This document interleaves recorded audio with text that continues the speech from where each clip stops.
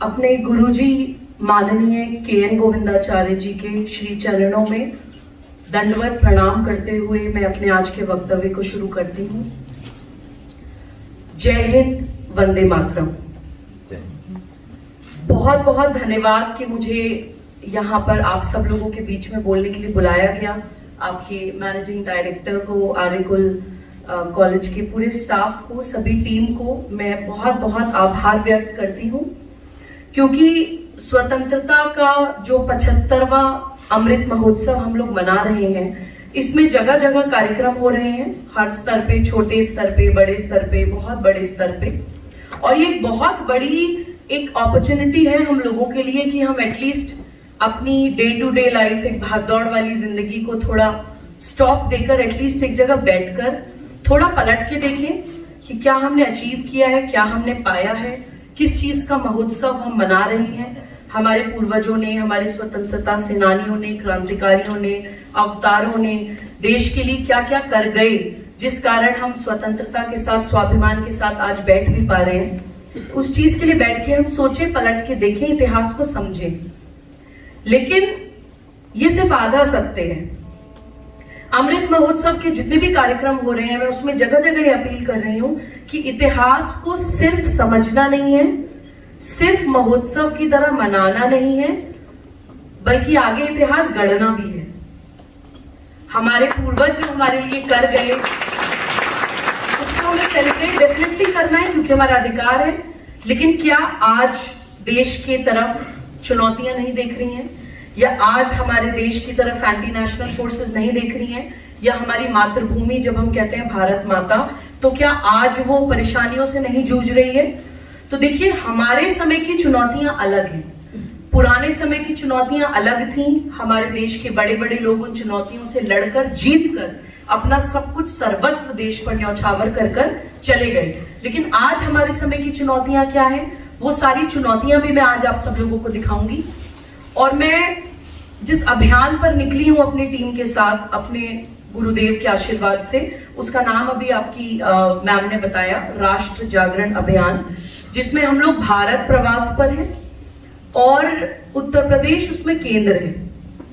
ये मैं आप लोगों को जरूर बताऊंगी कि यूपी केंद्र क्यों है, ताकि हम लोगों को ये समझ आए कि एक तो हम कितने लकी हैं कि हमने मनुष्य बन के जन्म लिया, दूसरा हम लकी हैं कि हमने भारत में जन्म लिया, तीसरा अगर हम उत्तर प्रदेश में जन्मे हैं, उत्तर प्रदेश में हैं, तो ऑल द मोर लकी हैं। किस सेंस में? ये नहीं कि उत्तर प्रदेश बाकी किसी क्षेत्र से बेहतर है, नहीं, भारत के हर क्षेत्र की अपनी एक अलग स्पेशलिटी होती है। आप जब भारत के मैप को बैठकर देखेंगे तो हर क्षेत्र की एक मॉडर्न वोकैबुलरी में बोलूं तो एक यूएसपी है। उत्तर प्रदेश में पूरे देश का आध्यात्मिक बल बसता है। पीछे तक आवाज आ रही है मेरी? उत्तर प्रदेश में पूरे देश का आध्यात्मिक बल बसता है। यही कारण है कि अयोध्या, मथुरा, काशी उत्तर प्रदेश में है। श्री राम, श्री कृष्ण उत्तर प्रदेश, भक्ति काल के सारे कवि उत्तर प्रदेश, 1857 की क्रांति उत्तर प्रदेश। कहते हैं जहां पर ब्रह्मा जी ने पहले मनुष्य को, पहले पुरुष और पहली महिला को, यानी कि भगवान मनु और मां शत्रुपा को जन्म दिया था, वो जगह कहलाती है बिठूर, वो भी उत्तर प्रदेश। पूरे भारत का केंद्र कहा जाता है सीतापुर, वो भी उत्तर प्रदेश। मैं उत्तर प्रदेश में जन्मी हूं, मेरठ, क्रांति धरा। तो देखिए, आप लोग कभी भी इतिहास उठाकर देखिएगा कि बड़े बड़े सामाजिक परिवर्तन, बड़े बड़े सांस्कृतिक परिवर्तन भारत में उत्तर प्रदेश से शुरू हुए। तो आज अगर हमारा देश चुनौतियों से जूझ रहा है, तो मुझे पूरा विश्वास है कि उत्तर प्रदेश से एक ऐसा नया बदलाव शुरू होगा जो ना ही सिर्फ भारत को बल्कि पूरे विश्व को मानवता से जूझ रही समस्याओं का समाधान दिखाएगा। वो समस्याएं क्या हैं और वो समाधान क्या है, आज मैं दोनों आपको दिखाना चाहती हूँ। मैं बहुत एक्साइटेड हूँ। कई बार लोग ये बोलते हैं कि जब मैं स्कूल्स एंड कॉलेजेस में जाती हूँ तो मैं बच्चों से भी ज्यादा एक्साइटेड होती हूँ। तो मुझसे जब पूछा जाता है कि आप इतना एक्साइटेड क्यों हैं, तो मैं ये बोलती हूँ कि जब हम युवाओं से डील कर रहे हैं, जब हम बच्चों से डील कर रहे हैं, तो हम भारत के भविष्य से बात कर रहे हैं। आप लोगों में से पता नहीं कितने लोगों के मन में क्या बीज पड़ जाए, वो कितना गहरा पेड़ बने और वो देश के लिए क्या कर जाए, ये तो समय ही बताएगा। तो वो बहुत अलग लेवल का एक्साइटमेंट होता है। और मैं आप लोगों से सिर्फ एक बड़ी बहन होने के नाते भूल जाइए थोड़ी देर के लिए कि मैं सर्वोच्च न्यायालय की अधिवक्ता हूं, भूल जाइए कि मैं यहाँ पे कोई टेक्निकल बात करने जा रही हूँ। कोई टेक्निकल बात, कोई मैं यहाँ पे आईपीसी की या कोई सीआरपीसी की या सीपीसी की कोई टेक्निकल बात आप लोगों के बीच में नहीं करके जाऊंगी। मैं आज एक भारतीय बनके, आपकी बड़ी बहन बनके आपको भारत की वो तस्वीर दिखाऊंगी जो हम लोगों को देखने नहीं दी जाती है, अक्सर हमसे छुपाई जाती है, क्योंकि जिस दिन हमने वो पूरी तस्वीर देख ली उस दिन भारत दोबारा से आर्यवर्त बन जाएगा। उस दिन भाषा, जाति, क्षेत्र, संप्रदाय से ऊपर उठ के हम भारतीय बन जाएंगे। तो मैं अपने गुरुजी के आशीर्वाद से कोशिश करूंगी कि मैं वो तस्वीर दिखा पाऊं आप लोगों को।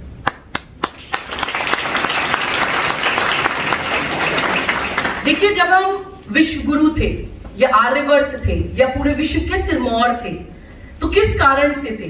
कई बार हमें ये पढ़ाया जाता है, हम खुद भी ये समझते हैं कि शायद हमारे पास सोना, चांदी, हीरे जवाहरात ज्यादा थे इसलिए हम विश्व गुरु थे। ज्यादातर लोगों को यही लगता है सोने की चिड़िया थे, सोना था हमारे पास इसलिए हम सोने की चिड़िया थे, यही लगता है। हालांकि था, इसमें कोई दो राय नहीं है। रांची में एक नदी थी स्वर्ण रेखा, उसमें हाथ डालो तो सोना निकल जाता था। ऐसे अनेक उदाहरण भरे पड़े भारत के इतिहास में, लेकिन हमारे विश्वगुरु होने का कारण वो नहीं था। और समस्या बताने से पहले मैं आपको अपनी ताकत इसलिए बताना चाहती हूं क्योंकि हमारे पास कोई कीमती चीज रखी है। सपोज करिए हमारे लॉकर में कुछ बहुत इंपॉर्टेंट कोई जूल कुछ रखा है, कोई रत्न है हमारे पास। जब तक हमें उसकी वैल्यू नहीं पता चलेगी हम उसको प्रोटेक्ट क्यों करेंगे? अगर हमें लगेगा पत्थर है तो पड़ा रहने देंगे, जो ले जाता है ले जाओ।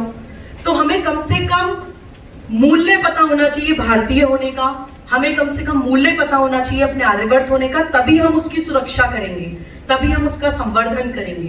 तो हमारे आर्यवर्त होने के जो दो प्रमुख कारण थे जिस कारण हम विश्व गुरु थे, वो हमारे पास आज भी है, वो हमसे खोया नहीं है। दो प्रमुख कारण जो हमारे देश के युवाओं को पता होना चाहिए। पहला कारण था हमारी प्राकृतिक संपत्ति। पूरी दुनिया में कोई देश ऐसा नहीं है, क्लाइमेटिक कंडीशंस के अनुसार, ज्योग्राफिकल कंडीशंस के अनुसार पूरे ग्लोब में भारत ही केवल एकमात्र ऐसा देश है जिसकी परिस्थितियां, जिसकी जो लोकेशन है वो मानव जीवन के लिए, व्यापार के लिए, अर्थव्यवस्था के लिए, इंडस्ट्रीज के लिए सबसे अनुकूल परिस्थितियां केवल और केवल भारत में पाई जाती हैं। किसी भी कंट्री का क्लाइमेट देख लीजिए, कहीं बर्फ पड़ रही है, कहीं सड़ी गर्मी है, एक सूटेबल क्लाइमेटिक कंडीशंस ही नहीं है। पूरे विश्व में कोई देश ऐसा नहीं है जिसकी 60% लैंड फर्टाइल है। 60% भूमि हमारे देश की, खाना तो छोड़िए, सोना उगलती है। हम पूरे विश्व को खाना खिला सकते हैं। अपनी वो ताकतें ना जानने के कारण क्या होता है कि हम उसकी कदर नहीं करते। और दुख की बात है कि हमारे देश में आज भी कई जगह लोग भूखे हैं, कि नहीं?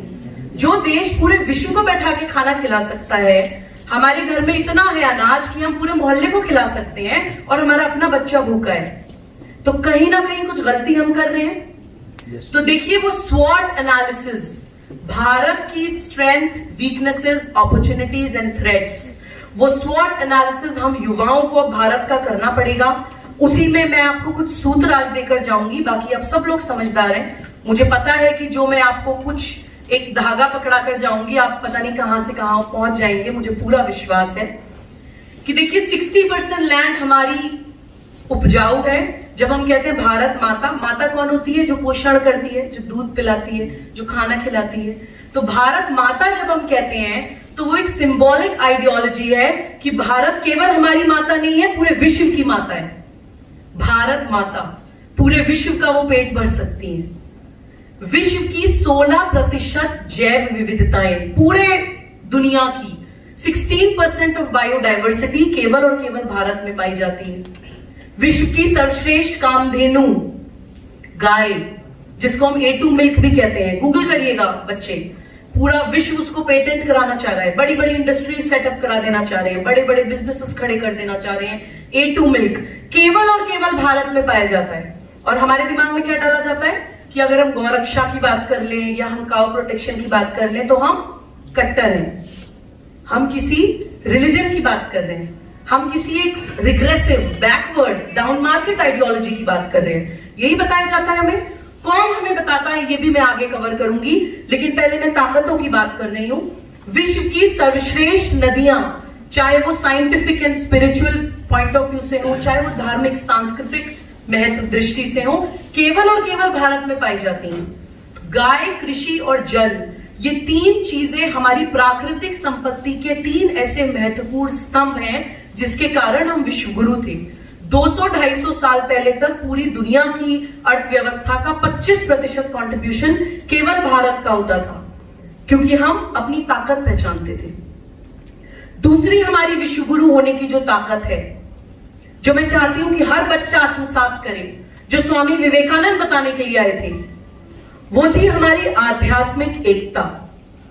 यानी कि आप किसी भी भाषा, किसी भी जाति, किसी भी संप्रदाय, किसी भी क्षेत्र के हो, आपके अंदर वो परमात्मा विराजमान है, वो भगवान, वो परमात्मा, वो ईश्वर आपके अंदर विराजमान है। वो आध्यात्मिक एकता, वो स्पिरिचुअल वननेस कि अलग होते हुए भी हम सब लोग एक हैं।